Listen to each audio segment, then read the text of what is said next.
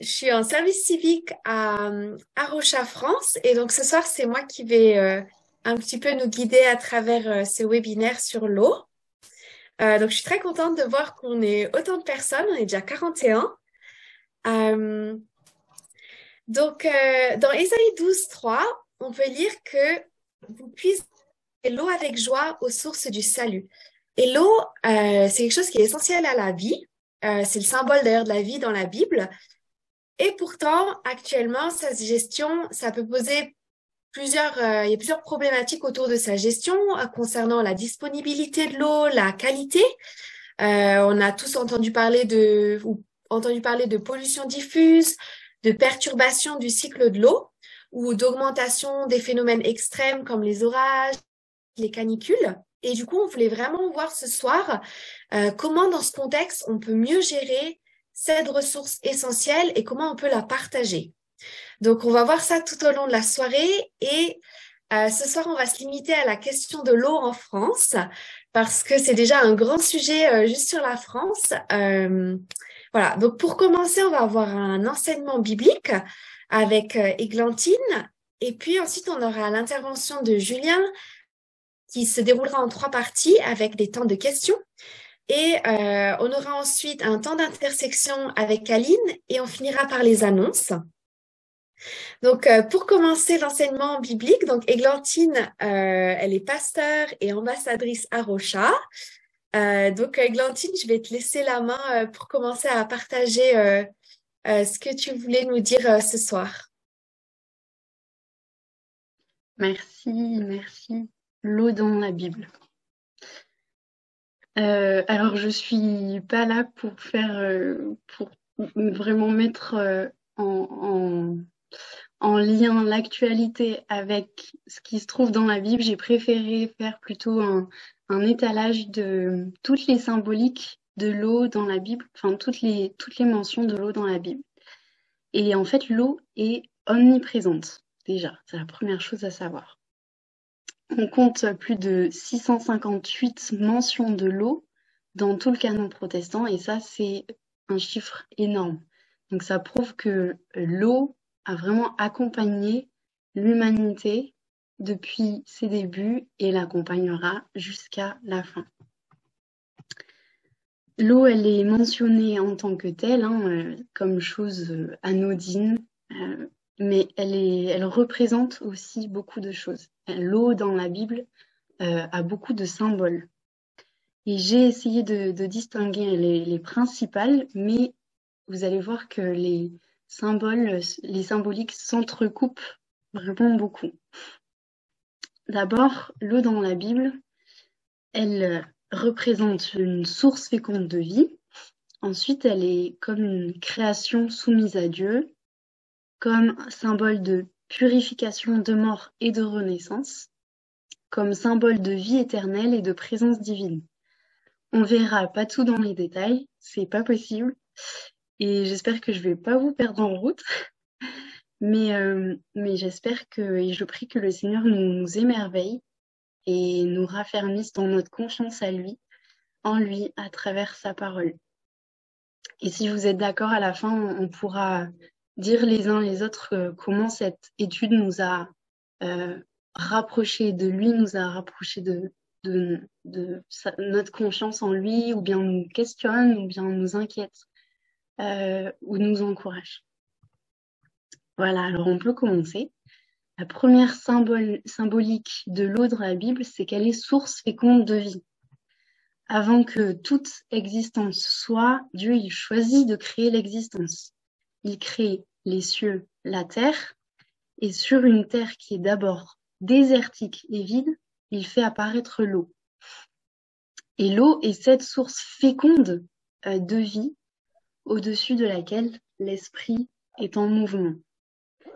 L'eau est en fait un élément primordial créé par Dieu pour façonner un contexte favorable à la vie. Dieu commande que l'eau grouille, pullule en abondance de toute espèce d'animaux vivants, c'est-à-dire que mais aussi par l'eau, Dieu fait croître une immense diversité de vie. C'est extraordinaire. Mais Dieu pose aussi des limites à l'eau qui sont bien définies pour faire apparaître la terre. Il change le désert, cette terre désertique et vide, en jardin verdoyant. Et dans ce jardin d'Éden, une source d'eau irrigue le jardin, tout le jardin, et devient un fleuve qui s'écoule à l'ouest, à l'est, au nord, au sud, jusqu'au monde entier, dans toute cette terre. Il y en a en abondance et l'eau ne tarit pas. L'eau, comme la terre, sont des choses bonnes aux yeux de Dieu. Ça, c'était dans la première page de la Bible. Et dans la dernière page, on voit que ce jardin est un jardin amélioré. On voit une ville. Et dans cette ville, il y a un nouveau fleuve encore, et qui prend sa source dans le trône de Dieu, qui prend sa source en Dieu, et qui se répand en tous sens dans une création renouvelée. Et partout où cette source se répand, eh bien, la vie se répand tout autant. On a la même image chez le prophète Ézéchiel, où un torrent jaillit constamment du temple, un torrent qui jaillit, qui grossit au fur et à mesure de son avancée, qui se jette dans la mer morte pour l'assainir et y permettre la vie. Sur les berges de ce fleuve, on voit des arbres qui poussent, qui donnent leurs fruits et qui servent aussi, dont les feuilles servent de remède. Et on a aussi cette image du psaume 1 qui fait le portrait d'un humain qui prend plaisir dans la loi de Dieu. Et cet humain, il est comme un arbre, justement, qui prend sa source dans un courant d'eau fécond et qui l'alimente constamment. La pluie, aussi, elle a ce privilège d'être une métaphore, une image de la parole de Dieu. Donc, la parole de Dieu, Dieu s'identifie à la pluie, quelque part. Il l'utilise comme image de lui. Dans ce verset d'Ésaïe 55. Comme descend la pluie ou la neige du haut des cieux, et comme la pluie ne retourne pas là-haut sans avoir saturé la terre, sans l'avoir fait enfanter ou bourgeonner, sans avoir donné semence au semeur et nourriture à celui qui mange, ainsi se comporte ma parole du moment qu'elle sort de ma bouche. Donc l'Éternel s'identifie à la pluie, et à la pluie, par exemple, aussi fertile du printemps, dans le chapitre d'Osée 6, ou aux eaux rafraîchissantes qui s'écoulent des montagnes, qui font du bien aux plaines. Et on voit aussi dans le psaume 72, une domination à l'image de Dieu, elle est comme une source rafraîchissante de paix et de prospérité pour le peuple. Donc, on voit que le récit biblique, il est fortement tissé autour de l'eau, mais aussi autour des puits. Je ne sais pas si vous savez, mais les puits sont des grands lieux de rencontre dans l'Ancien Testament et aussi dans le Nouveau. On pense à Éliézer qui est chargé par Abraham de trouver une épouse à Isaac. Donc, il trouve Rebecca près d'un puits. Jacob, près d'un puits, est charmé par Rachel. Moïse rencontre Séphora près d'un puits. Jésus rencontre la Samaritaine et symbolise de ce fait une nouvelle alliance entre Dieu et la Samarie tout entière. C'est très fort, cette symbolique. Les puits sont aussi des lieux de ressourcement pour la vie animale et la vie humaine, pour les voyageurs, les chameaux, le bétail. Donc l'eau signale un contexte favorable à la vie pour s'y établir. Mais rien de nouveau sous le soleil, les puits sont aussi des lieux de conflit très importants, comme on le voit dans l'histoire d'Isaac. En revanche, l'absence d'eau est souvent synonyme de malédiction ou de punition dans l'Ancien Testament. On voit que les humains ont une sécheresse insatiable intérieure au fond d'eux, comme on le voit dans Jérémie 14. Dès que les humains se coupent de la source de vie, c'est-à-dire de Christ, alors leur sécheresse intérieure jaillit en sécheresse extérieure. C'est une conséquence inévitable. Et on le voit bien encore aujourd'hui. C'est une vérité ancestrale. Adam et Ève, par leur soif d'indépendance vis-à-vis de Dieu, finalement, eux-mêmes se sont chassés en dehors du jardin qui était verdoyant et dont la source d'eau était abondante. Et l'histoire s'est répétée, on l'a vu, et on le voit chez tous les prophètes. Et dans le Nouveau Testament, il y a aussi cette parabole de Jésus où Lazare, un pauvre qui se trouve dans le paradis, est mis en relation avec un homme riche qui n'a pas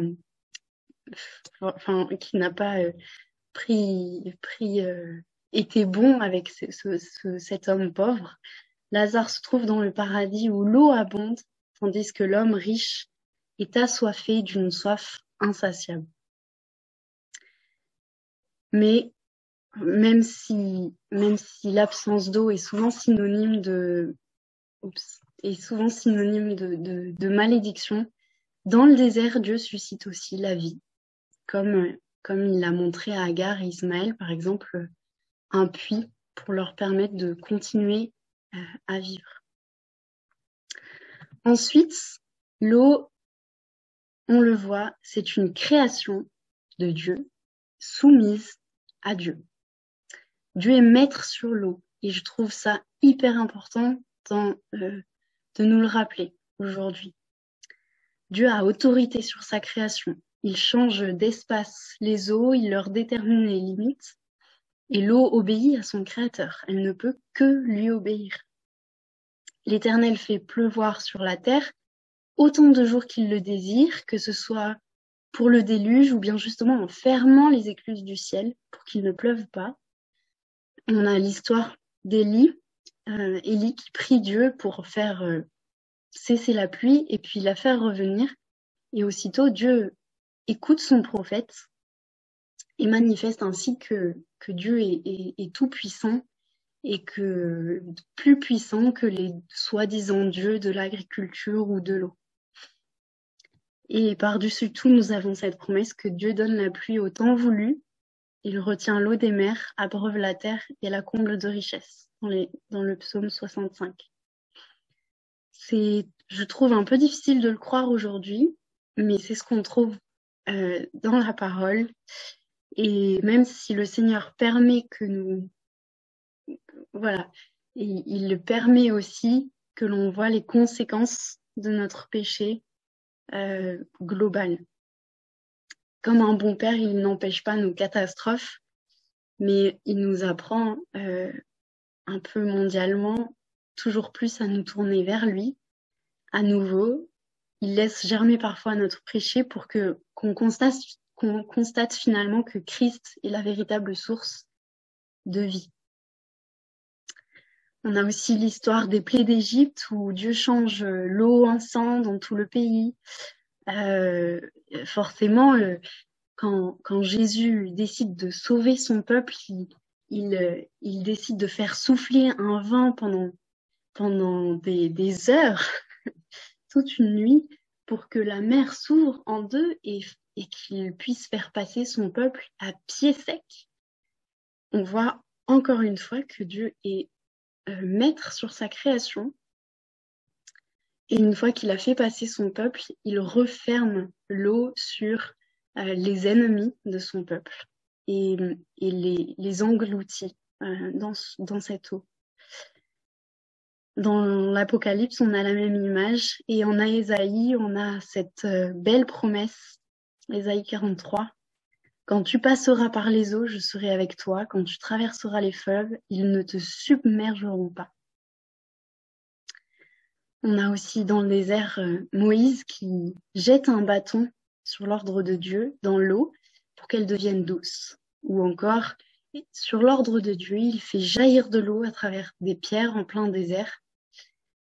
Et de même que Dieu ordonne une catastrophe naturelle pour rendre l'eau amère afin de juger ses peuples qui lui sont rebelles. Dieu est maître sur sa création, Jésus est Dieu, et Jésus a, dans le Nouveau Testament, complètement autorité sur l'eau des lacs, des tempêtes, des orages. Il calme la tempête en une parole. Il marche sur l'eau puisqu'il l'a créée et il invite Simon à faire de même. Ensuite, l'eau est symbole de purification, de mort et de renaissance. Alors, je ne vais pas beaucoup m'arrêter là-dessus puisque dans nos églises, on entend. C'est quand même un peu le message principal, c'est-à-dire que l'eau trouve toute sa symbolique dans la mort du Christ à la croix. On voit que son côté est percé quand il est mort sur la croix et son côté laisse jaillir de l'eau et du sang mêlés. On a cette symbolique très forte. Et la mort du Christ est la réelle et parfaite purification, une mort qui permet une vie nouvelle par et en lui. Et son sacrifice, en plus, permet la venue du Saint-Esprit. Et ce Saint-Esprit, il prend souvent l'image de l'eau, il est déversé, il est répandu sur tous les croyants, il purifie plus que l'eau cultuelle. Il purifie en profondeur, il fait mourir le péché en nous petit à petit et il nous fait naître à une vie nouvelle par la grâce de Jésus-Christ. C'est ce qu'on symbolise par le baptême dans de l'eau. Ensuite, finalement, l'eau est symbole de vie éternelle et de présence divine. Comme on l'a vu dans la première partie, lorsqu'on voit une source d'eau jaillir du temple ou de Jérusalem, dans la Genèse, Ézéchiel, Zacharie, en fait, il est question de la présence de Dieu par son esprit. On ne parle pas juste de la source d'eau, l'eau naturelle. Le temple, le nouveau temple, c'est Jésus-Christ. La nouvelle demeure de Dieu parmi les humains, c'est Jésus-Christ. C'est donc de Jésus que jaillit la véritable vie, que jaillissent les eaux vives, c'est-à-dire la vie éternelle. Et la véritable vie en Dieu prend cette image de l'eau vive pour symboliser la vie éternelle en Jésus-Christ. Et d'ailleurs, vous connaissez sûrement cette parole de Christ en Jean 7, puis en Jean 4, qui dit « Si quelqu'un a soif, qu'il vienne à moi et qu'il boive, celui qui croit en moi. Comme le dit l'Écriture, des fleuves d'eau vive jailliront de son sein. » Et finalement, dans l'Apocalypse, on a cette image extraordinaire du Christ au milieu du trône, l'agneau au milieu du trône, qui conduit ses serviteurs aux sources d'eau vive. Alors ils n'auront plus soif, et Dieu essuiera toute larme de leurs yeux. Alors finalement, dans le royaume de Dieu, l'eau sera abondante, l'eau naturelle et omniprésente, mais l'eau, c'est-à-dire l'Esprit Saint, sera tout autant abondant et omniprésent, limpide comme du cristal, et il prendra sa source au trône de Dieu. Tout le royaume de Christ sera irrigué de l'Esprit de vie, l'Esprit Saint. Si vous êtes d'accord, ce serait sympa de se dire, soit dans le chat, soit en mettant quelques secondes le micro, en un mot, en une phrase, qu'est-ce qui vous touche, vous rassure, vous inquiète ou vous rapproche de Dieu par cette image de l'eau dans la Bible. On a Aline qui dit source féconde de vie. Ah. Et Laurence qui dit source de tous les vivants, notre point commun aussi. Alors, Sandra, elle dit que ce qu'il a reçu, c'est que Dieu, il est maître de sa création. Merci, Églantine, pour ce partage hein, sur l'eau dans la Bible. Euh, Moi, je sais que ça m'a frappé de savoir qu'il y avait autant de fois l'eau qui est évoquée. On va continuer avec Julien. Donc, Julien, si je me trompe pas, donc tu es ambassadeur à Rocha et tu fréquentes une église ménonite et tu es marié, si je me trompe pas, et surtout, tu es ingénieur eau et environnement. Tu travailles à Mulhouse, en Alsace, et tu as travaillé avec l'État pendant 3 ans et demi, et maintenant tu es dans une mission de protection des captages. Est-ce que c'est bien ça? Yes, yes, c'est bien ça, oui, tout à fait, oui. Ok. Donc, Julien, tu vas nous parler maintenant d'abord du grand cycle de l'eau, puis après on aura le petit cycle de l'eau et ensuite on fera une partie aussi ce que nous on peut faire. Ah, ok. Voilà, Emmanuel m'a déjà un peu présenté. Donc effectivement, je m'appelle Julien, j'ai 27 ans, je suis marié depuis quelques mois et je suis ambassadeur à Rocha depuis environ 1 an. À côté de l'environnement et de la foi chrétienne, j'aime aussi faire de la musique et en composer. J'ai fait mes études à l'ENGES à Strasbourg. C'est une école d'ingénieurs qui est spécialisée dans les questions relatives à la gestion de l'eau, de l'assainissement, des rivières, du traitement d'eau potable, etc. Et donc, j'ai travaillé pendant 3 ans et demi dans Lyon, dans un service d'administration, où je faisais de la police de l'eau. Donc, en fait, c'est réglementer les usages de l'eau. C'est dire qui a le droit et dans quelles conditions de construire un puits, qui a le droit de prélever et de quelle manière, contrôler les agriculteurs dans leur fertilisation, et puis définir en mesure de sécheresse les restrictions qui sont à imposer à tout à chacun. Et puis en parallèle, alors que j'étais à Auxerre, je travaillais aussi sur la question de reconquête de la qualité de l'eau, où là-bas la qualité dans le département est plutôt dégradée, et du coup on essayait de mettre en place des actions pour préserver la qualité de l'eau. Et puis du coup depuis maintenant 2 ans, je travaille à la régie de l'eau de l'agglomération de Mulhouse. Je m'occupe du coup de la protection des captages avec lesquels sont alimentés environ. Donc, je disais aujourd'hui, les 2 questions que je me pose au quotidien.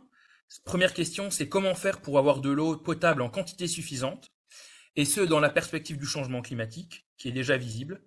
Et deuxième question, comment faire pour que l'eau reste de bonne qualité en évitant des accidents sur le court terme et en ayant des pratiques vertueuses sur le long terme pour que on puisse avoir une eau de qualité dans la durée.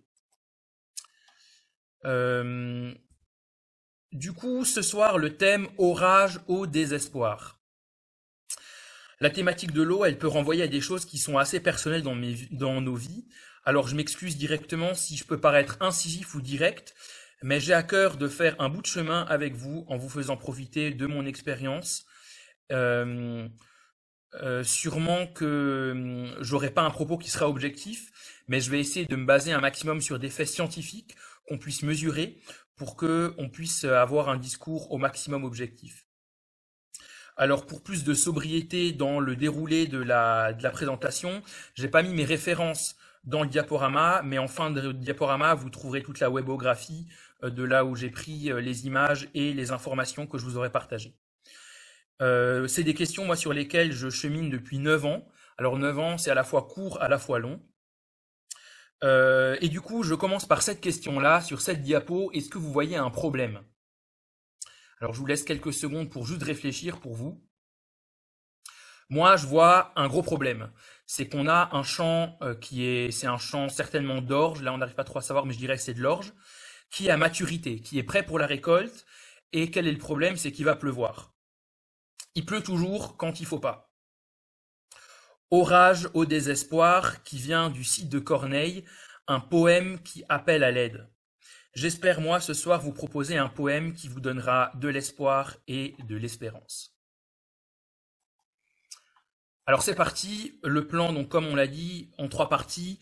Quantité, le grand cycle de l'eau, le petit cycle de l'eau, qualité, et puis un petit point de conclusion. Donc je commence du coup avec la quantité. sur le grand cycle de l'eau. Et comme on l'a dit en introduction, je vais plutôt me baser sur des données et ce qui se passe chez nous en France. Voilà. Du coup, ce premier schéma, d'abord, pour vous dire que si on prend l'eau de toute la Terre, l'eau salée représente à peu près 97%. L'eau douce, c'est 3%. Et dans cette eau douce-là, si on refait un deuxième diagramme, les glaciers, 70%, c'est une eau qui n'est pas disponible puisqu'elle est sous forme de glace. Et les eaux souterraines et les eaux de surface, c'est à peu près 30% au total. Et puis vous avez encore la répartition des eaux de surface. Dans les eaux de surface, il y a la majorité, c'est des lacs, pour 67%, et puis un peu d'humidité dans les sols, de l'eau atmosphérique, les milieux humides, les rivières, et l'eau contenue dans les êtres vivants. Tout ça pour vous dire que, en réalité, on s'appelle planète bleue, mais l'eau qui est directement disponible, ou facilement disponible, c'est moins de 1% de l'eau qui est présente sur la surface du globe. Se pose donc la question de la manière dont on voit l'objet eau pour la considérer et définir les interactions qu'on peut avoir avec. Alors, je vous ai mis un extrait de la loi sur l'eau. La loi sur l'eau, c'est le premier texte réglementaire en France qui date de 92. Et la loi sur l'eau nous dit ceci, en préambule. Donc, l'eau fait partie du patrimoine commun de la nation. Sa protection, sa mise en valeur et le développement de la ressource utilisable dans le respect des équilibres naturels sont d'intérêt général. Alors, ce qui est intéressant, c'est que dans cette définition qui est donnée par cette loi, l'eau, on parle de patrimoine, on ne parle pas de bien, c'est-à-dire que l'eau a une valeur d'usage et pas une valeur marchande. Et donc, à ce patrimoine qu'on a, c'est-à-dire dont on doit faire une valeur d'usage, qu'on utilise les uns et les autres, on y a répondu pour aller dans le sens de l'intérêt général par des structures publiques qui gèrent en général l'eau. Donc c'est des structures, ça peut être des mairies ou des syndicats ou des communautés de communes qui gèrent l'eau potable, qui gèrent l'assainissement, qui gèrent l'entretien des rivières, ça peut être des associations locales, etc. C'est la manière dont on a répondu en se structurant en France. Alors, sur cette diapo, vous avez le grand cycle de l'eau. C'est certainement un schéma que vous connaissez, qu'on apprend à peu près quand on est en CM2. Donc, vous voyez d'un côté, ici, l'évaporation, l'eau se condense ensuite et l'eau retombe sous forme de précipitation sur les continents. Elle tombe aussi sous forme de précipitation sur la mer. Hein. Mais là, dans ce grand cycle, c'est sur les continents. Une partie de cette eau va ruisseler et former des plans d'eau, des milieux humides, des cours d'eau, et une autre partie va s'infiltrer et va aller dans les eaux souterraines, et puis les eaux de surface, comme les eaux de souterraines, retournent à la mer. Donc ça, c'est ce qu'on appelle le grand cycle de l'eau. Là, j'ai mis le même schéma en faisant appel à une notion de bassin versant, qu'on utilisera un peu plus tard dans la présentation. Un bassin versant, c'est quoi? C'est la surface sur laquelle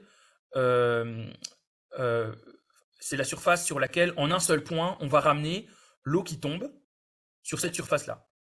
Et donc cette eau qui tombe, elle peut se déplacer soit par ruissellement à la surface, soit par infiltration dans les nappes.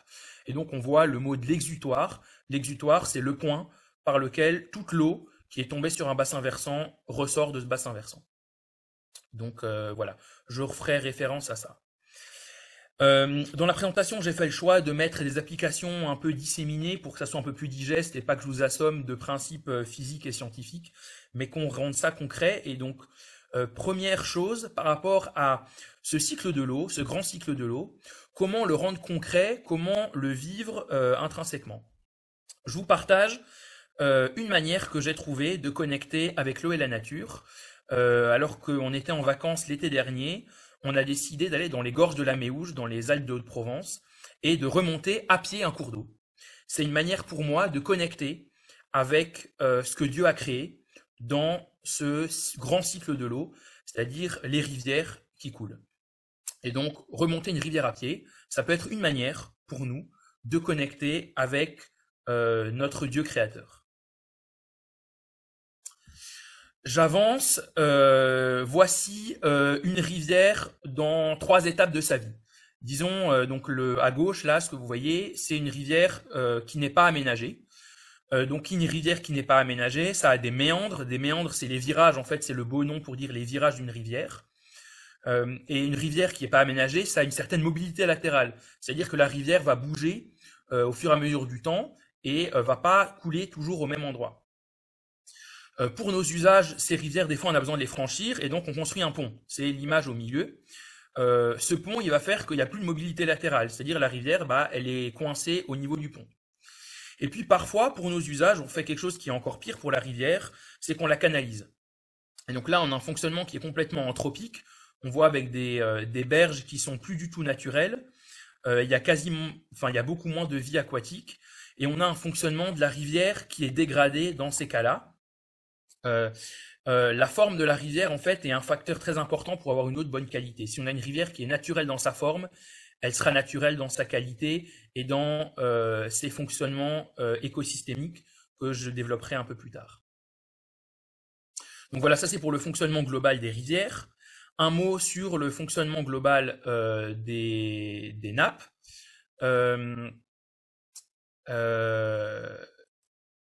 Donc vous voyez ici un schéma, je pars du bas et je remonte vers le haut. Donc au fond vous avez le substratum, c'est-à-dire une zone qui est imperméable, que l'eau ne peut pas traverser. Et au-dessus vous avez une zone qu'on appelle perméable, qui se divise en deux, une zone non saturée et une zone saturée. La zone saturée, c'est la zone qui est pleine d'eau. En fait, cette zone perméable, c'est un mélange de sable et de gravier. En général, ça n'existe pas des rivières souterraines, ça c'est un mythe qu'on entend des fois, où c'est une rivière où on peut se baigner et qui coule dans le sol. La majorité des cas, c'est en fait un mélange de sable et de gravier, où il y a de la porosité entre les grains, et dans cette porosité, il va y avoir de l'eau. Et donc, là où il y a de l'eau, c'est la nappe, et là où il n'y a pas d'eau, c'est la partie non saturée du sol. Et puis au-dessus, les précipitations vont s'infiltrer naturellement et alimenter la nappe au fur et à mesure. Ça, c'est le fonctionnement d'une nappe. Et puis, en lien avec la diapo qu'il y a avant, je reviens ici, sur la diapo précédente. Hop, crac. Autour des rivières que vous voyez ici, en général, il y a ce qu'on appelle des nappes d'accompagnement, c'est-à-dire qu'il y a le sol qui est gorgé d'eau. Et du coup, on a des échanges qui sont importants entre la nappe et la rivière. C'est-à-dire que la terre qui est autour de la rivière est gorgée d'eau. Et selon les saisons, et j'arrive à la diapo suivante, selon les saisons, on va avoir des saisons où la nappe est haute et où la nappe va donner de l'eau à la rivière, et des saisons où la nappe est plus basse, et au contraire, ça va être la rivière qui va donner de l'eau. Vous voyez sur cette diapo un piézomètre. Un piézomètre, qu'est-ce que c'est? C'est un tube qu'on met dans le sol et qui permet de mesurer la hauteur de la nappe. Et donc, ça nous permet de savoir si on est en haute eau ou si on est en basse eau. Donc là, vous avez quelques exemples de profondeur. C'est typiquement ce qu'on retrouve sur des nappes d'accompagnement, donc des nappes qui sont autour de cours d'eau. Quand on parle de haute eau et de basse eau, on fait référence du coup à la situation de sécheresse. Et en réalité, il existe 3 types de sécheresse que je développe rapidement maintenant. Premier type de sécheresse, c'est la sécheresse en matière d'hydrologie, ou sécheresse hydrologique. Ça correspond aux précipitations, c'est quelque chose de plutôt concret parce qu'on voit bien ce que c'est. Avec le changement climatique qui est déjà bien avancé, on voit que le changement climatique implique une répartition des précipitations qui changent à l'échelle de l'année. Et on a connu, ces derniers mois en France particulièrement, une longue période où il ne pleut pas. Et je ne suis pas devin pour vous dire que dans quelques mois, on va se prendre des gros orages et ça va inonder partout et on sera sous l'eau. Et donc le changement climatique au niveau hydrologique, c'est bien ça qui se passe. Il y a plus d'événements extrêmes, plus de longues périodes où il n'y a pas d'eau, où il pleut pas, et des périodes d'épisodes plus intenses où il pleut. Première sécheresse hydraulique.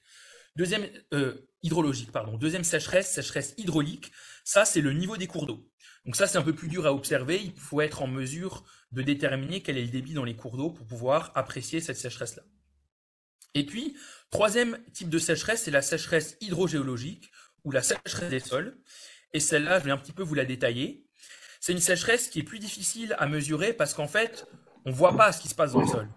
Et en plus de ça, la manière de décrire ce qui se passe dans le sol, c'est assez difficile parce que les modèles qu'on a sont relativement incertains et l'hydrogéologie, c'est-à-dire la science des écoulements souterrains, c'est une science qui est relativement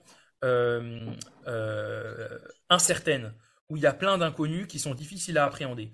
Et donc tout ça fait que de ces 3 sécheresses, hydrologiques, les précipitations, hydrauliques, les cours d'eau, et hydrogéologiques, les sols, la sécheresse des sols, c'est la plus difficile à appréhender.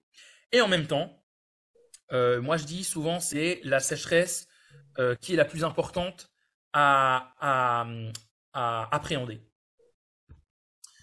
Je vous mets sur cette diapo là l'évolution de la piézométrie, c'est-à-dire le niveau de la nappe, à Cernay, donc dans le Haut-Rhin, pas très loin de là où j'habite. Vous pouvez voir en bleu, c'est la courbe du niveau de la nappe qui est mesurée du coup avec un piézomètre, donc ce tube qu'on met dans le sol. Et on voit que actuellement, donc ça c'est sur une dernière année, hein, sur 12 mois, on voit que cette courbe bleue, elle est en deçà de la courbe verte qui correspond à la moyenne. Donc c'est un graphe qui nous dit que là, actuellement, sur la dernière année, on est bien en deçà des valeurs moyennes. Alors, on n'est pas encore au niveau du minimum, c'est le rouge, c'est le minimum qu'on n'a jamais mesuré sur ce piézomètre. Mais voilà, j'aimerais juste prendre un peu de hauteur sur ce graphique. On se dit on est sous la moyenne, mais la moyenne, elle se base sur une normalité. Avec le changement climatique et justement la répartition des précipitations qui change, ça commence à être difficile de parler de normalité. En fait, on sait plus ce que c'est la normale. La courbe actuelle, on voit que elle est relativement basse. Et ça, on le voit depuis plusieurs mois. Vous voyez, depuis le début 2023, disons, au début 2023, ça a un peu augmenté, et puis après, ça s'est cassé la figure. Et là, avec les dernières pluies, on peut espérer que ça remonte un petit peu, mais pas trop. Ce graphique, je l'ai téléchargé avec les données qu'il y avait encore il y a 2 jours. Donc, on voit là, il y a eu une petite remontée, c'est l'effet des dernières pluies, mais on peut pas dire que c'est significatif. Donc, alors qu'il pleut, et que on est, là à Mulhouse, là où j'habite, il pleut actuellement. On voit que cette sécheresse des sols nous dit qu'on va vers une situation compliquée parce que l'eau stockée dans les sols, c'est la meilleure manière de stocker de l'eau. Dans les rivières, en fait, l'eau va relativement vite. On ne peut pas stocker de l'eau dans des rivières puisque par définition, ça coule. Et donc là, d'envisager le printemps qui va commencer, c'est-à-dire la végétation qui va recommencer à pousser. Dès lors que la végétation pousse, on ne peut plus recharger les nappes puisque toute l'eau qui tombe est captée par la végétation. Donc c'est vrai que là, on va pour cette année vers une période compliquée. Et si on dézoome de ce graphique que je vous mets là à l'échelle d'une année, c'est une tendance qu'on voit de manière globale que le niveau des nappes diminue. En France, alors c'est à prendre avec des pincettes, c'est à nuancer selon les secteurs, hein, bien sûr, mais globalement, on va vers un système où on a moins d'eau dans les sols. Alors on peut s'interroger, pourquoi moins d'eau dans les sols?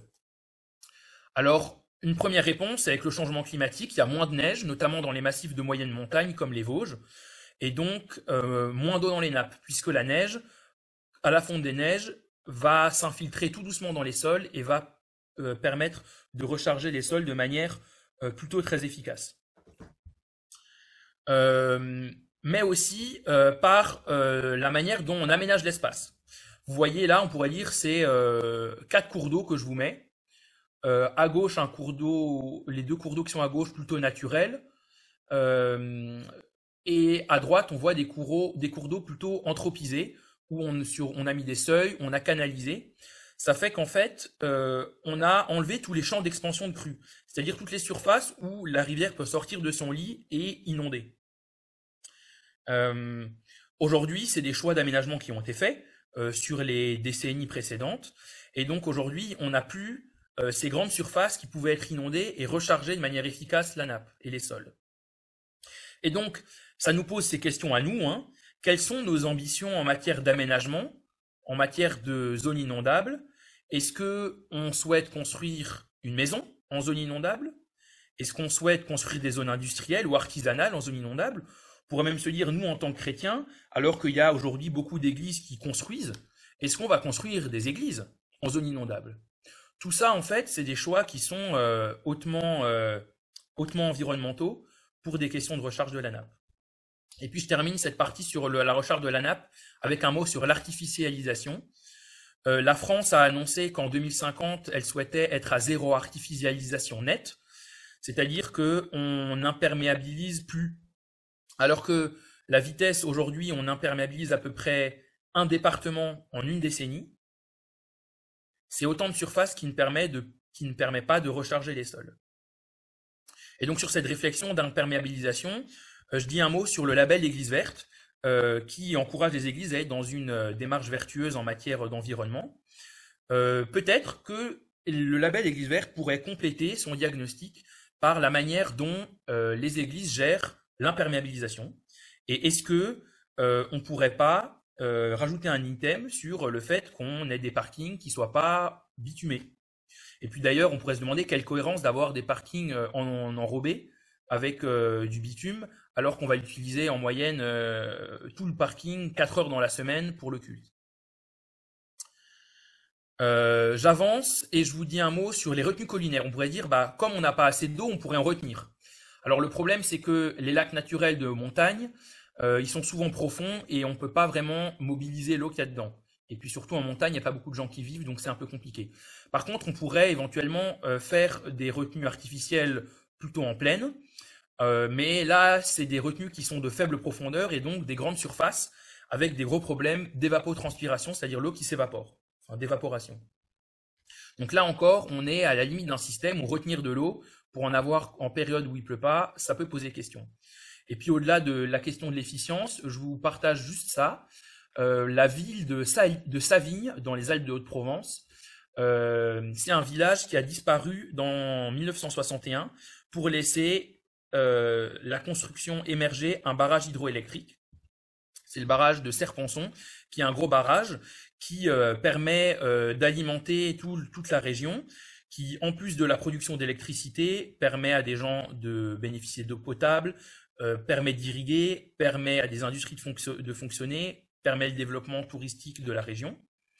Mais c'est au prix d'avoir sacrifié un village et de gens qui ont été déplacés, on pourrait dire.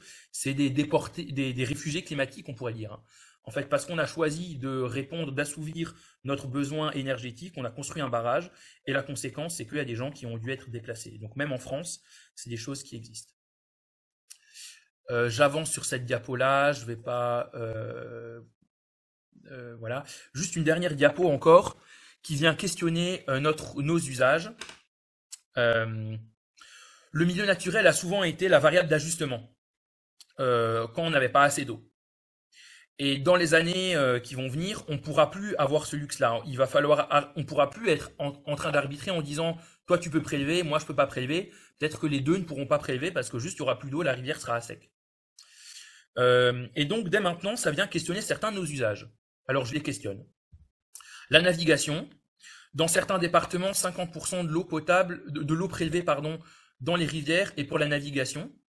Est-ce que c'est juste que pour la plaisance d'une minorité, on prélève de l'eau en majorité? Je vous laisse cette question-là. L'irrigation, je vous parle de cette plante, ce qui est le maïs. C'est une plante qui est tropicale et qui a de gros besoins en eau en été, alors que l'eau n'est pas forcément disponible. Est-ce que nos modèles agricoles, en tout cas en Alsace, qui sont basés de manière importante sur le maïs, c'est un modèle qui est viable, alors que en été, on n'a pas forcément suffisamment d'eau, alors que la plante a besoin à ce moment-là. Je continue de questionner. Est-ce que dans nos loisirs, faire du golf et maintenir des pelouses irriguées en été, en plus des pelouses qui ont à peu près pas d'intérêt environnemental, d'un point de vue de biodiversité, est-ce que c'est quelque chose qui est souhaitable? Enfin, est-ce que avoir une piscine, c'est-à-dire thésauriser de l'eau, c'est-à-dire prendre de l'eau et se l'accaparer, donc l'eau qui était patrimoine jusqu'ici, on la thésaurise. Est-ce que c'est juste de faire ça? Je vous parle de ce champ de table. Voilà le mot qu'on oublie, c'est merci pour tous les biens de la vie que Dieu t'offre et multiplie. Pour le beau temps, pour la pluie, dis merci. Là, il y a un truc qui me va vraiment pas dans ce champ. En fait, on dit pour le beau temps. Moi, ça m'interpelle. Qu'est-ce qu'un beau temps? Est-ce qu'un paysage avec un orage, c'est pas un beau temps aussi? Est-ce qu'on pourrait pas plutôt chanter pour le soleil, pour la pluie? Ça marche très bien avec la métrique des paroles. Et ça serait peut-être un peu plus juste. Voilà, si vous voulez aller plus loin sur le grand cycle de l'eau, je vous recommande cet ouvrage, L'or bleu sang de la terre, un livre qui a été édité par mon école d'ingénieur, qui est un parcours à travers le monde du grand cycle de l'eau. J'ai un exemplaire, je peux le prêter s'il y a des gens qui sont intéressés. Et puis je vous partage encore ce jeu, ça s'appelle L'eau en jeu, c'est un jeu de société, un jeu de plateau pour 12 joueurs, où chacun est maire d'un village et doit gérer l'eau potable et l'assainissement pour sa commune. Très intéressant et très pédagogique. Et puis je vais certainement en faire une adaptation grandeur nature pour un séjour avec des jeunes cet été.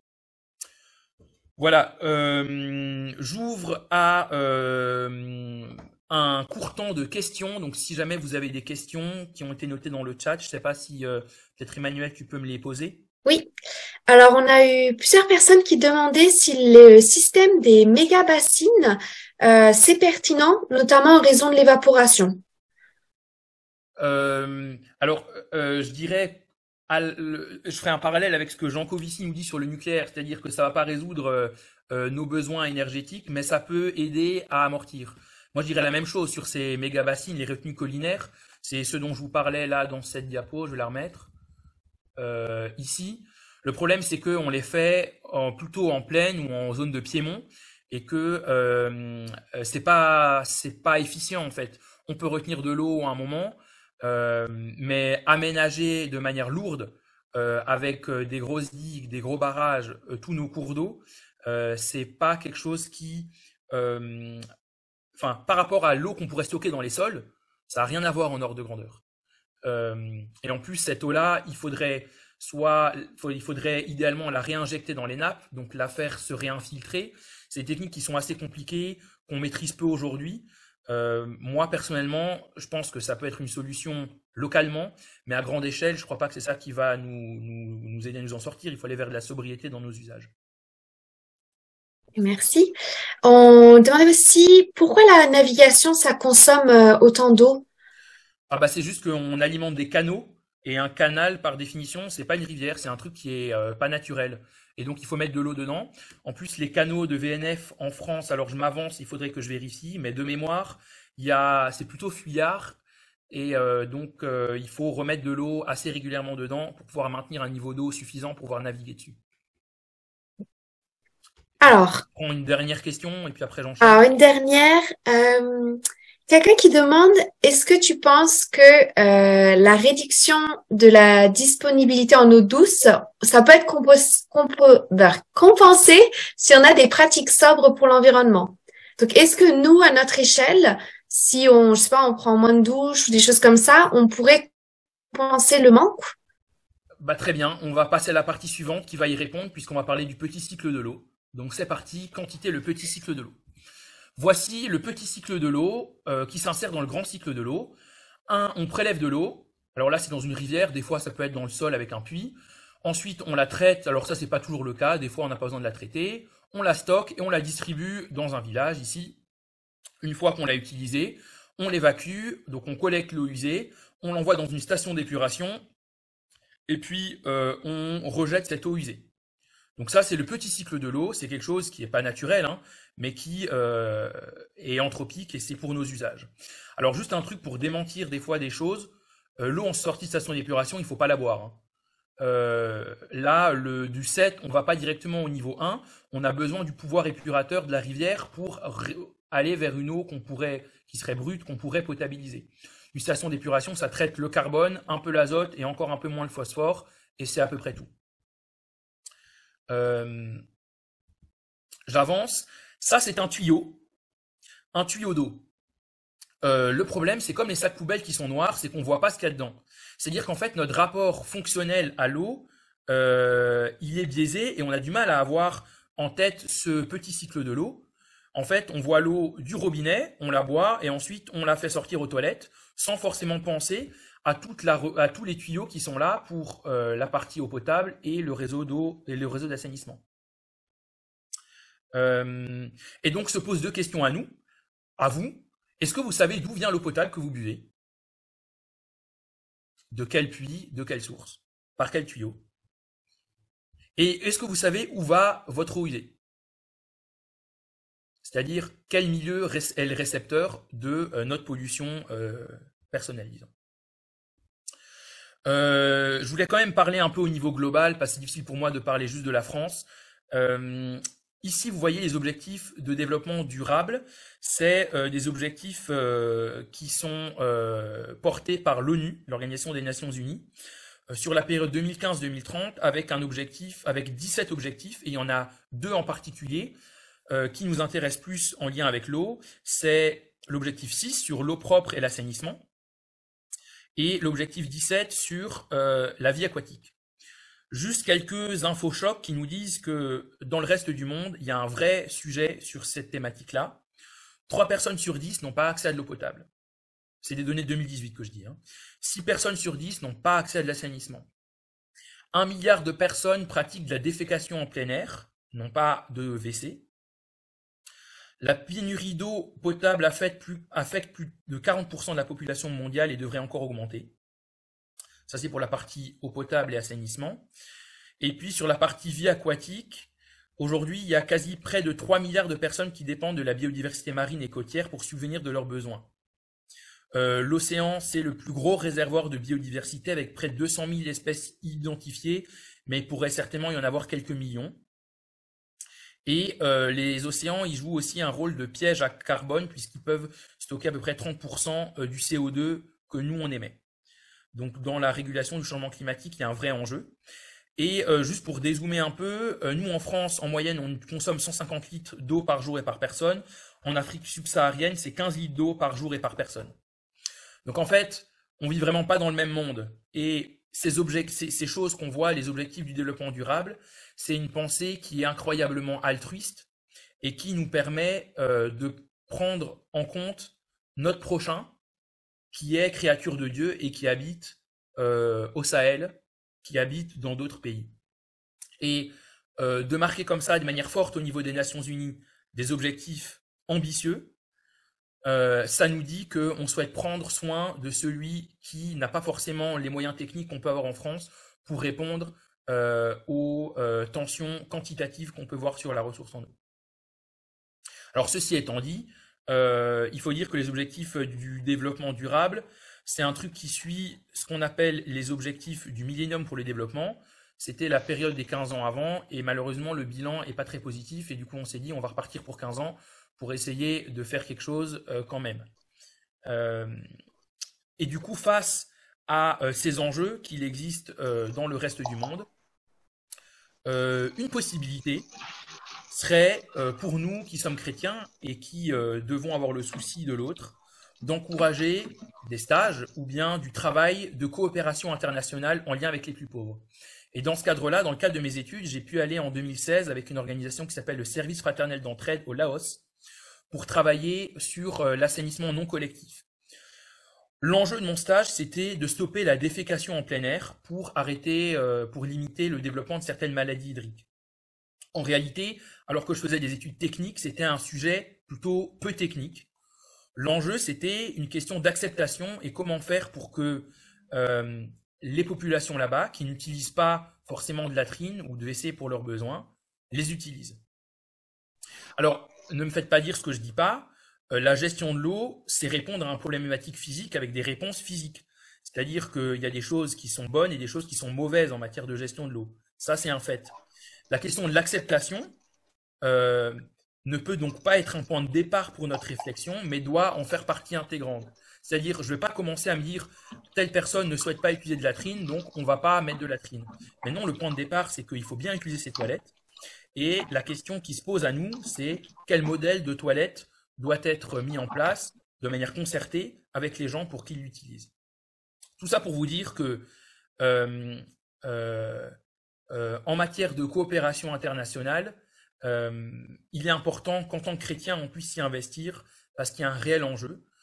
Et c'est important qu'on ne débarque pas avec nos gros sabots en disant voilà comment on fait de l'assainissement chez nous, on va faire la même chose. Mais trouver des réponses qui soient adaptées au contexte local. Je ne pouvais pas parler du cycle de l'eau sans dire un mot sur l'eau en bouteille. Alors l'eau en bouteille, désolé si certains d'entre vous en boivent, c'est une très mauvaise chose, pour plusieurs raisons. Première chose, au niveau du transport, il faut la transporter. Et en général, la distance que fait l'eau entre l'endroit où elle est puisée et pour arriver à votre robinet, ça a à peu près rien à voir avec l'eau en bouteille. Supposons que moi, qui habite à Mulhouse, je bois de l'eau du robinet, l'eau elle fait, je sais pas, on va dire en ordre de grandeur 3 km. Si je bois de l'évian, elle a fait 300 km. Donc là déjà, on a un problème au niveau climatique et de l'empreinte carbone. Deuxième problème, c'est l'utilisation du plastique. Même si c'est recyclé, c'est du plastique quand même, avec des dérivés de pétrole. Et donc ça pose un problème de recyclage et d'industrie plastique. Troisième raison, c'est la question du prix. L'eau en bouteille, ça coûte environ 1000 fois plus cher que l'eau du robinet, en ordre de grandeur.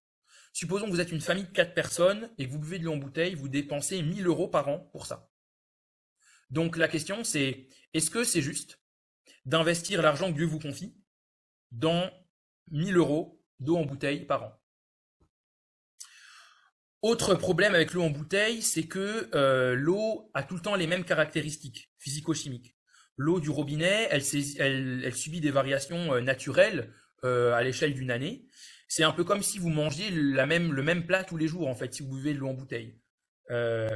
Donc au niveau défense immunitaire, c'est questionnable. Et donc de manière très concrète, maintenant, la question qui se pose, c'est quand on invite des gens chez nous, dans nos repas d'église, est-ce qu'on sert de l'eau en carafe ou on sert de l'eau en bouteille? Je vous laisse cette question-là.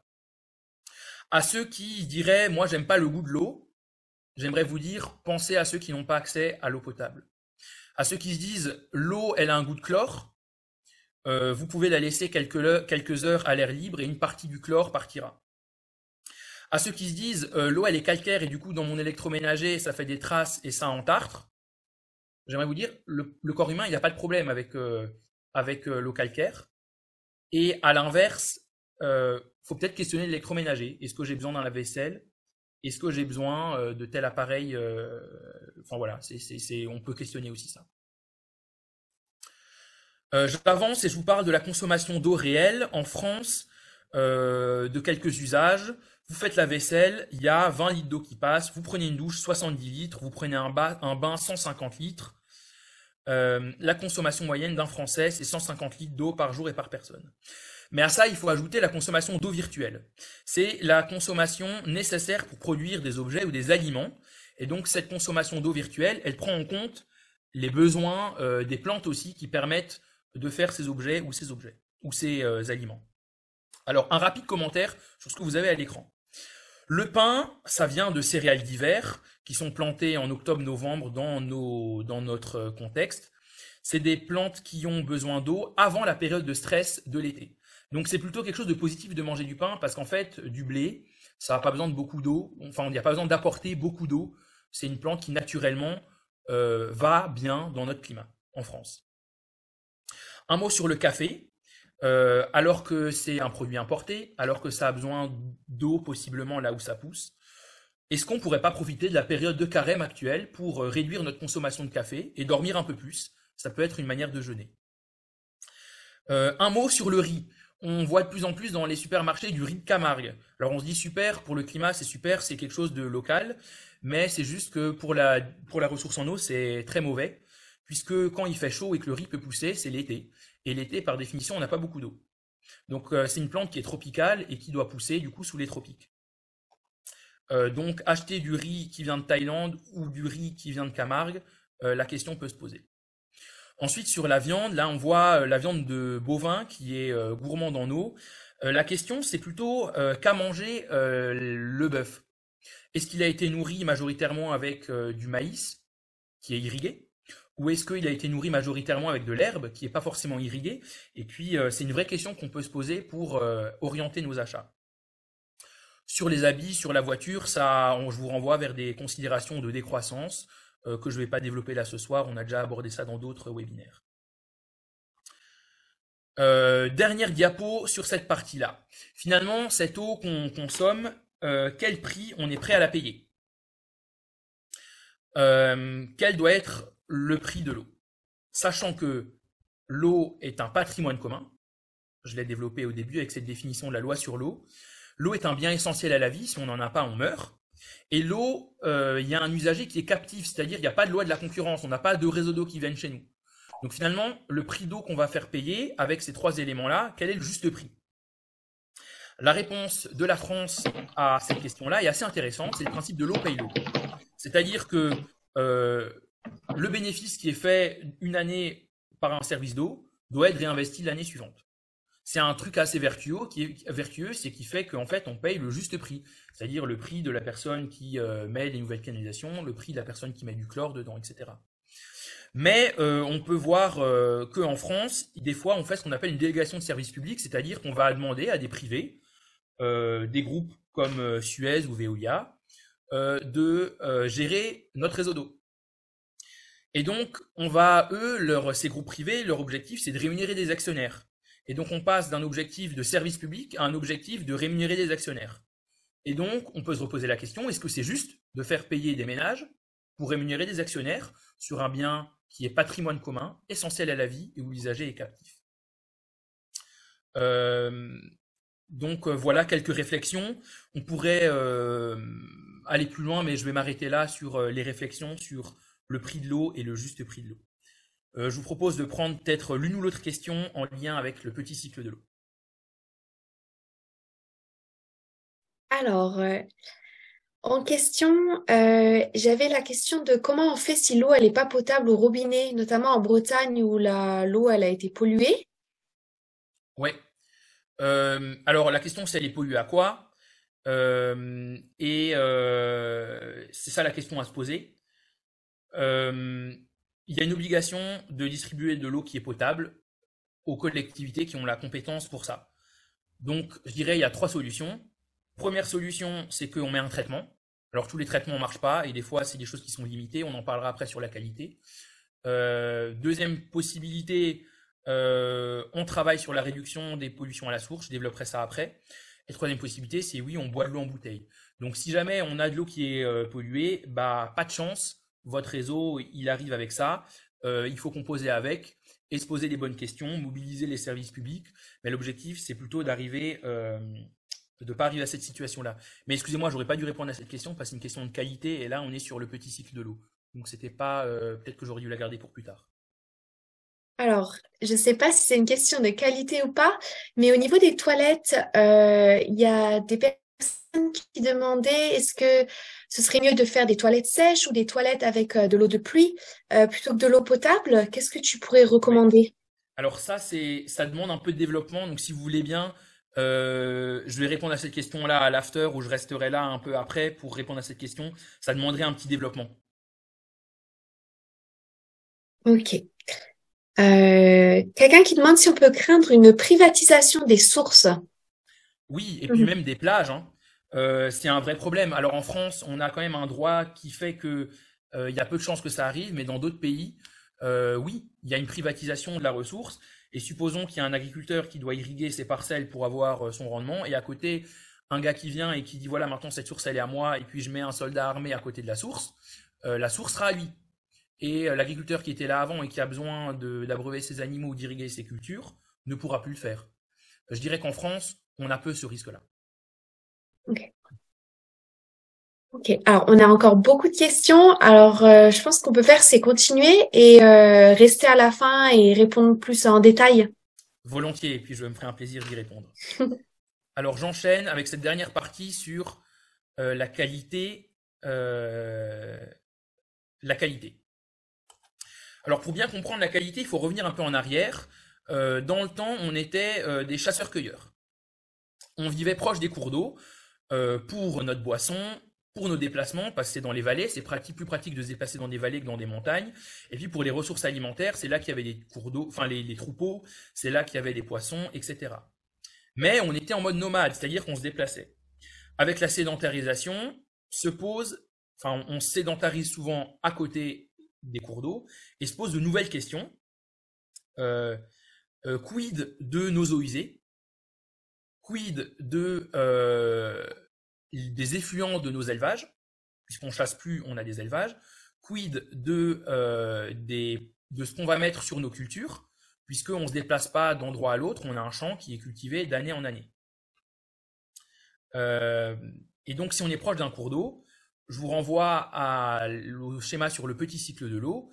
Ça serait embêtant de boire l'eau dans laquelle on a fait nos besoins ou de boire l'eau avec les besoins des animaux qu'on a élevés. Et donc, avec les effets de la sédentarisation, c'est poser des questions de qualité d'eau. C'est là que ça vient. Ici, vous voyez un champ de blé, qui est une des cultures majoritaires en Europe et qui est plutôt bien adaptée à nos conditions climatiques ou pédoclimatiques. Pour répondre aux besoins de la population, qui augmente avec la sédentarisation, il faut plus de rendement. Alors la société a encouragé une agriculture productiviste. On a encouragé à plus produire, à augmenter les rendements, d'abord avec la fertilisation organique, c'est-à-dire les déjections des animaux, du fumier, du lisier, et ensuite minérale, avec des produits chimiques de synthèse. En parallèle, surtout au Moyen-Âge, on a travaillé sur de la sélection variétale pour notamment chercher des plantes qui produisent plus à l'hectare. J'avance et alors qu'on produisait plus, arrive un problème, c'est les adventices, les mauvaises herbes. Là, vous voyez sur cette photo un coquelicot. C'est pas un truc qui fait joli, c'est une mauvaise herbe dans un champ de blé. Et donc, en fait, ces mauvaises herbes, en choisissant de fertiliser nos cultures, on va aussi les fertiliser. Donc, elles se développent d'autant plus. Réponse à ça, on va faire un traitement d'herbicide, c'est-à-dire on va tuer les mauvaises herbes. Le problème, c'est que quand on fertilise plus, les épis sont plus lourds aussi. Et du coup, il y a un risque que la culture, elle verse, elle se casse la figure et que les graines tombent dans le sol et pourrissent, et du coup, on ne peut plus les récolter. Donc, qu'est-ce qu'on fait? Face à ça, on va mettre un raccourcisseur. Pour éviter que la tige du blé fasse 1,50 m et se casse la figure, on va mettre un raccourcisseur et ça va faire seulement 80 cm de haut. Le problème avec un raccourcisseur, c'est que les graines sont plus proches du sol. Le sol, c'est là où il y a les champignons. Du coup, on va faire un traitement fongicide. Et puis, ça je dirai après, et puis, pardon, j'ai scrollé, et puis, on va mettre des cultures qui produisent bien et qui sont bien rémunérées, comme le blé, et on va les mettre plusieurs années de suite, ce qui va favoriser des insectes qui vont se développer, et du coup, des insectes ravageurs qui vont venir, et du coup, on va faire un traitement insecticide pour tuer ces insectes-là. Alors, il y a des collectifs qui existent, qui disent qu'il faut qu'on arrête les pesticides, et notamment ce collectif qui s'appelle Nous voulons des coquelicots, qui veut l'arrêt des pesticides, des produits phytosanitaires. La question qui se pose, c'est comment nous, en tant que société, en tant que consommateurs, qui avons par le passé encouragé ce système agricole productiviste, on est prêt à changer nos modes de vie et accessoirement la quantité d'argent qu'on met dans l'alimentation pour promouvoir une autre manière de cultiver. Donc finalement, c'est trop facile de jeter la pierre aux agriculteurs en disant vous utilisez des produits phytosanitaires, vous polluez. C'est comment nous, en tant que société, on arrive à envisager un système qui pourrait se passer de ça, de tous ces produits. Et donc comment on envisage un système qui ne soit pas dans une logique de production, une logique de développement, mais plutôt une logique de sobriété. Alors, on peut avoir dans l'eau des substances qui sont d'origine agricole, mais on peut aussi avoir des substances qui sont d'origine humaine. Alors là, vous voyez, c'est ce qu'on appelle les micropolluants. Comme je vous l'ai dit, dans une station d'épuration, on ne peut pas tout traiter. Et donc, ces micropolluants-là ne sont que peu traités dans les stations d'épuration. Alors, vous voyez ici des produits phytosanitaires que vous pouvez utiliser peut-être dans votre jardin. Alors là, je vous rassure ou je vous donne une info, c'est interdit, Fairbotten. Depuis 2019, les particuliers n'ont plus le droit d'utiliser le produit phyto dans leur jardin. Donc si vous en avez, faut les ramener en jardinerie. On va dire que ça c'est un problème qui légifère, avec la loi est écarté. Mais quid de nos détergents, quid de nos dentifrices, de nos savons, des médicaments qu'on prend, des hormones dans les pilules qui peuvent tout ça être des perturbateurs endocriniens dans le milieu. Alors face à ces problèmes, soit on améliore le process des stations d'épuration, ça coûte cher et on a du mal à le faire. Soit on pollue le milieu, c'est plutôt l'option qu'on a fait le choix de faire aujourd'hui. Du coup, la question qui se pose à nous, c'est comment réduire à la source ces émissions de polluants et de manière très concrète, dans nos maisons, quel choix de détergents, quel choix de médicaments ou de surmédicamentation, dans nos églises, avec quoi on fait le ménage et qu'est-ce que ça dit de la manière dont on participe à la pollution des eaux.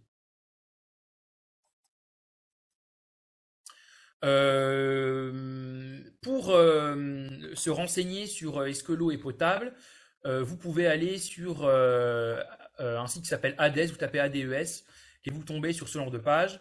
Vous pouvez mettre le nom de votre commune et puis avoir accès au contrôle qui est fait pour votre eau pour vous informer de est-ce qu'elle est potable ou non, est-ce qu'elle dépasse sur tel ou tel paramètre. J'ai fait l'expérience pour Tourette-sur-Loup, donc c'est le village où il y a les Courmettes, mais les Courmettes ne boivent pas l'eau de ce réseau-là puisqu'ils ont une petite source privative qui, en résumé peut... Bon, bref, voilà. Bref. Et donc je mets Tourette-sur-Loup, je fais rechercher et là je tombe sur ce résultat d'analyse qui nous dit que là-bas l'eau est conforme sur les paramètres qui sont recherchés. Là, cette analyse-là, il n'y a pas d'analyse sur les produits phytosanitaires parce que certainement c'est une petite commune et du coup il y a moins de paramètres qui sont recherchés. Et donc dans toutes les analyses, on ne va pas rechercher tous les paramètres.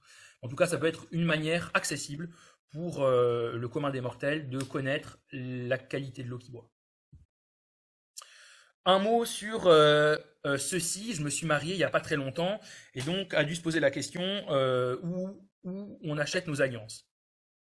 Les bijoux, c'est quelque chose qui est très polluant de par l'extraction et les processus de purification des métaux, surtout au niveau du mercure qu'on utilise dans ces process. Se pose du coup la question de la pollution émise ailleurs. Et si j'ai le souci de mon prochain qui habite par exemple en Amérique du Sud, où il y a les principales mines d'or dans le monde, mon prochain qui est créé à l'image de Dieu et qui a le droit de boire une eau où il n'y a pas trop de mercure dedans, ou de manger du poisson qui n'y a pas trop de mercure dedans, pour qu'il puisse avoir une expérience de vie à peu près similaire à la mienne, c'est un problème si je sponsorise par mes achats un or qui a été extrait en utilisant des rejets importants de mercure dans l'environnement. Et puis il y a toujours un lien très important entre les aspects d'environnement, de justice et de pauvreté. C'est quelque chose qui est très entremêlé. Et du coup, moi, ce que j'ai trouvé, c'est ce label-là, Fairmined Ecological Gold,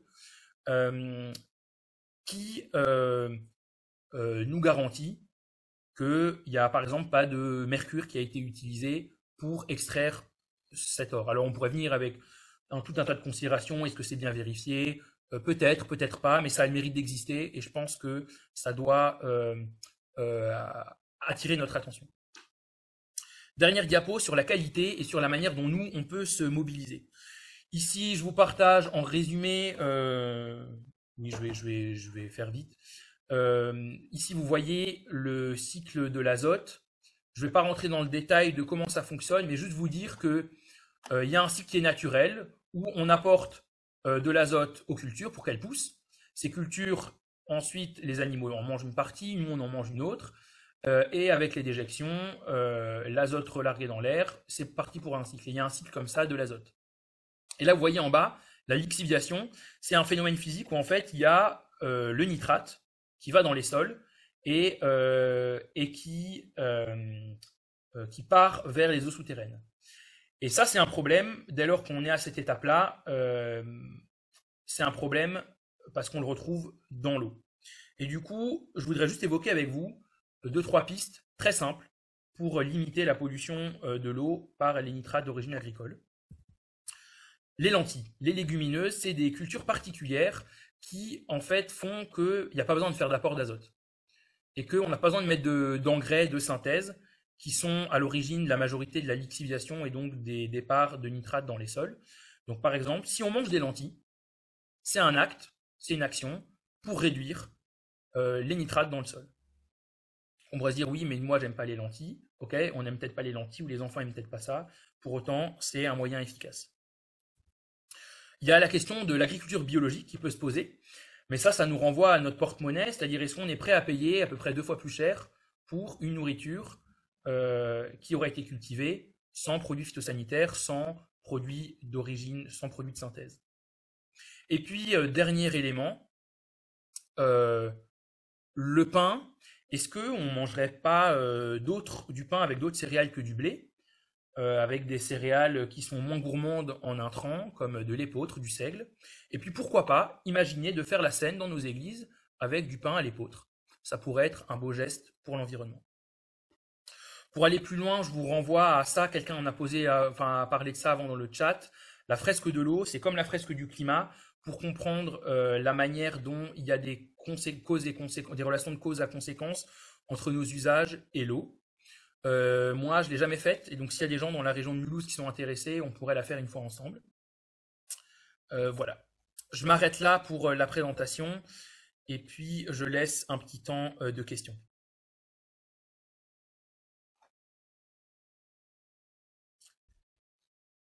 Ah oui, alors je sais pas, niveau timing, Emmanuel, là je crois que j'ai un peu explosé Ouais, le score là. je Il y vois pas a... de nouvelles questions là tout de suite. Ce que je propose, c'est que on repose les questions à la fin pour ceux qui en ont toujours. Très bien. Ouais, Alors si c'est bon. Ouais. je conclus avec ça, avec cette diapo. Dans le cadre de mon travail, on pourrait se poser la question pourquoi je me lève et pourquoi je vais travailler. Alors oui, d'abord je me lève pour m'occuper et pas rien faire de mes journées. Je me lève pour avoir un salaire et vivre. Je me lève parce que la création est bonne et il faut en prendre soin. Mais je me lève aussi parce que dans mon travail, par mes actions, c'est une restauration de l'environnement. Et moi, ça me stimule de savoir qu'avec mon travail, j'annonce une création restaurée. Et j'avais envie de terminer avec ce passage de l'Apocalypse qui faisait écho à ce qu'on a entendu dans l'introduction. Un texte qui m'inspire, qui parle de la création restaurée et de la nouvelle création, où toute chose sera restaurée, et du fleuve de la vie. Ensuite, l'ange me montre un fleuve d'eau qui donne la vie. Il brille comme du verre, il sort comme du siège de Dieu et de l'agneau, et il coule au milieu de la place de la ville. Là, entre les deux parties du fleuve, il y a l'arbre de vie. Il donne des fruits, 12 fois dans l'année, une fois par mois, et ses feuilles servent à guérir les peuples. Il n'y aura plus de malédiction, le siège de Dieu et de l'agneau sera dans la ville, et les serviteurs de Dieu l'adoreront. Que ces paroles nous accompagnent et nous guident.